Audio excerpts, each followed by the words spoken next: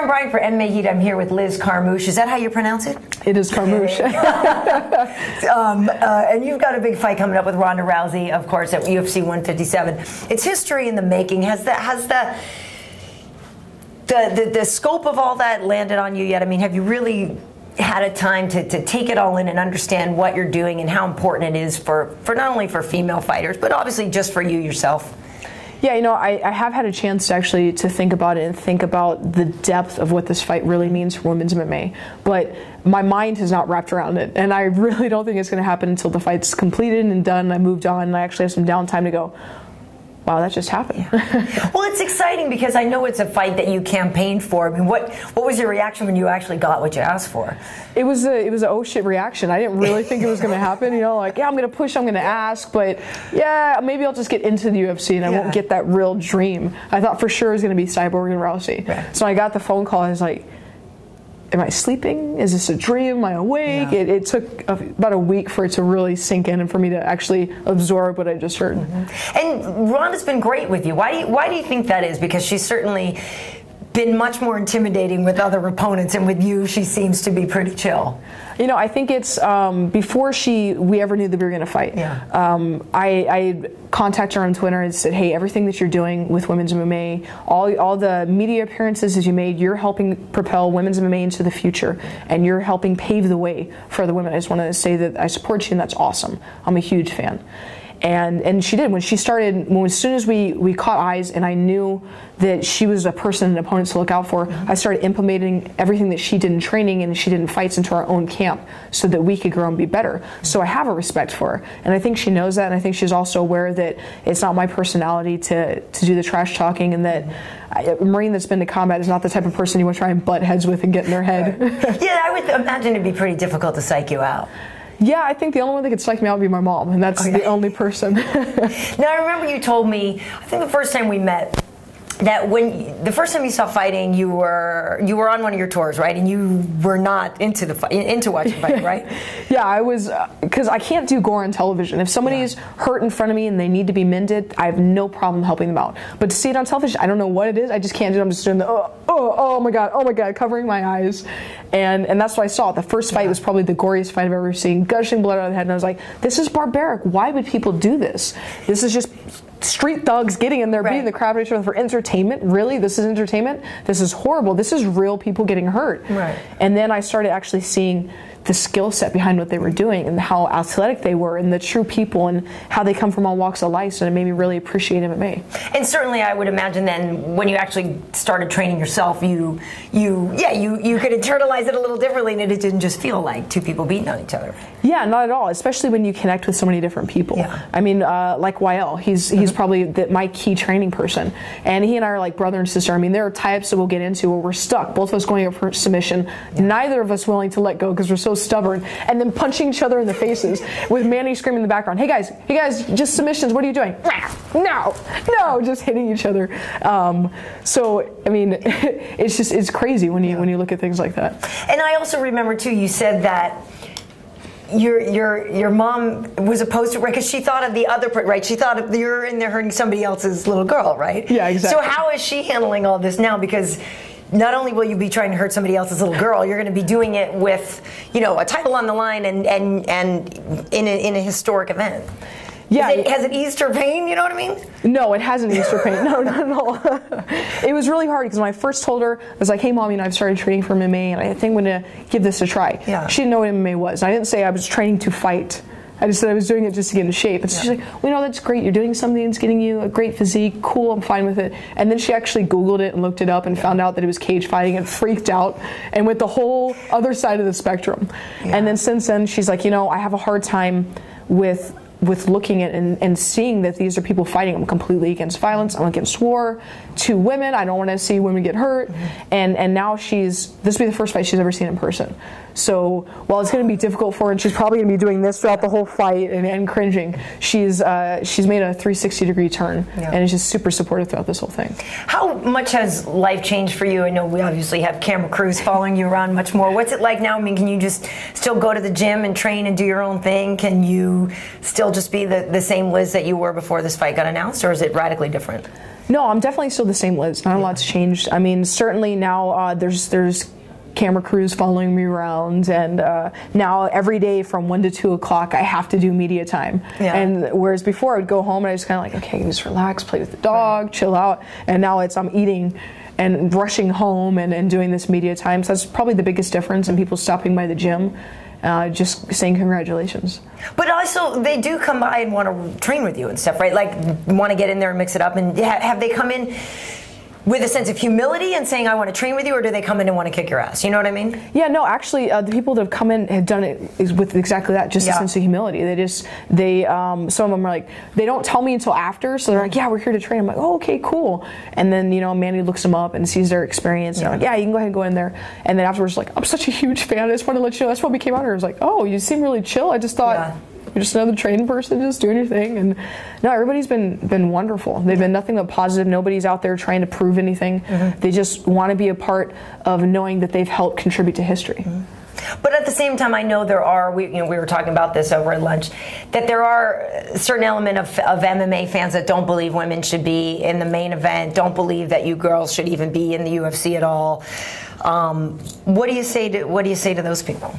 To those people, I say wait till Saturday, and then you're going to see something that you've never seen before. And to those people, I think that they haven't watched women's MMA, and they haven't seen the displays of skills that women show each and every time, because we're constantly having to combat people not thinking that we deserve to be there. So we put it on the best shows ever.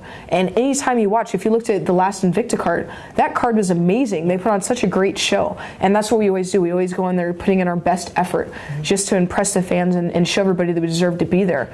And they're not going to see anything any different on Saturday. It's going to be the same deal as putting on the best show that you can expect. Now, was there a part of you for a minute, though, that went like, damn, Hendo and Lyoto are fighting underneath me? Yeah, do you know what I mean? Because that's an amazing fight right there. And because I'm a fan of both of those fighters, and then, like, oh yeah, you're going to headline over them. Wait, I'm sorry. I didn't hear that correctly. They're my warm-up. Right. I mean, you mean we're co-main event, they're headlining, no?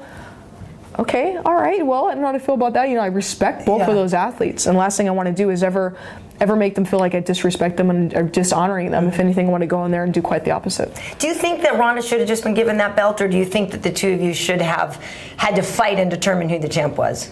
It's hard. I'm split, because she was the Strikeforce champion, and then when Zuffa took that and got rid of Strikeforce, it could be like a slap in the face, be like, hey, I'm going to strip you of this belt, and that doesn't really apply anymore. Welcome to the UFC. We have to start new. That, to me, that's kind of a hard thing to do to somebody. Like, you're dishonoring them, but at the same time, it's kind of hard to go in when you're not the UFC champion at the time until you've really had to defend it.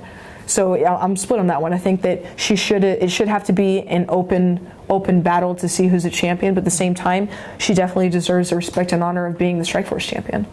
Do you feel less pressure than you think she's having right now? Because people have already written you off. People have already said that you're the next armbar victim. People are a lot of people are saying that it's a gimme for her, and maybe they're uneducated and haven't seen you fight before. Maybe they have seen you fight but just think she's better. I mean, do you feel a sense of nothing to lose? Yeah, absolutely. A lot of people have said it's a win-win situation, and they said that with Marlos Conan as well. And in both those situations, I'm not taking a loss as a win situation. That's not a win-win situation to me. I want to make history with the belts, not just participate in a little armbar. I mean, no. So I have that, but I do agree there isn't a real pressure. Everybody's looking at her, eyes are on her, and I'm just the person that gets just to walk in there and be a surprise. But even yourself, I have to imagine you are a little surprised that it's not Chris and Ronda. You mentioned that. You saying you really thought those two would be the ones. Yeah, there was so much talk and speculation about those being the opponents for the first ever title fight that I thought that was going to be. I was a little disappointed. I was like, man, I really want to be that first one. It was my dream, and my little dream was shattering. I was like, this hurts so much. And then to get the phone call and to hear that it was me, I was like, what? Do a little happy dance. And what was your first training session like after the announcement? Was it any different? No, it wasn't any different. Really? Yeah, because some people hadn't heard the news, and then a lot of us weren't sure if it was real or not, or if it was just speculation. Right. So everybody was just kind of in doubt at that moment. Because I would, you know, people would assume day one of pre-fight Ronda training is armbar defense. I mean, obviously that's something big that you have to work on. But how have you, how have you, if at all, changed your your training regimen and your pre-fight prep, knowing that she's so gifted at one very specific thing? We haven't really changed anything. Training is still the same. When we first saw Ronda and saw what she was doing in fights, we started doing armbar defense and implementing the use of her armbars and the use of her throws into our own game, so that it was a part of our repertoire. So nothing's really changed. We're still doing the same thing. I feel like if I only focus on armbar defense, then I'm only working on the defensive and never on the offensive. So I can't take advantage of opportunities I would miss out on. And did you go to other gyms and get some fresh looks, or have you been able to stay at home? I have gone to other gyms. To be named after the fight? Exactly, that I'll mention after the fight. Yeah. And so are you going to relax after? I mean, it's been intense. I mean, you've been going, because when we talked to you, I feel like it was last summer, we stopped by the gym, and you were like, I'm kind of maybe have a fight coming up, and then that would have been an Invicta one that didn't work out right, and so then this all came along. But I feel like you've been in pre-fight camp, pretty much since last summer. Yeah, absolutely.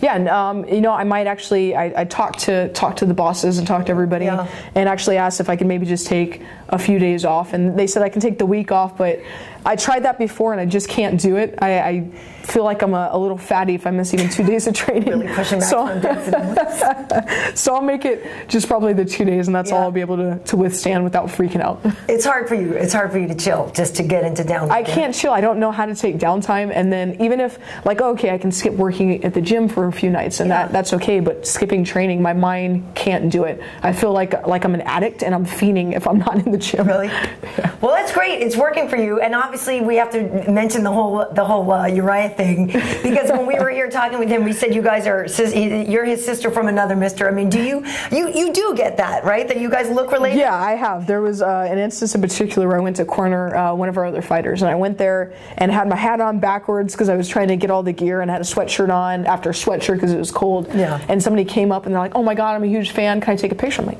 "Okay, yeah, that doesn't happen very often." Right. Take the picture, and then as he was walking off, he's like, "I took a picture with Urijah Faber." I'm like, "Really? I'm missing really a significant element here, and I'm wearing girl skinny jeans. Is that not like a dead giveaway? Not this skinny jeans? Okay, whatever, guys." It's funny, but you do. I mean, and you said on Twitter too that you get that question all the time, and that you guys. I do. Yeah, no, I have. You look like you could be related. I will say that. Yeah, I have no problem with that. But like an identical twin where they took a picture with me because they thought that I was Urijah. That's pushing it.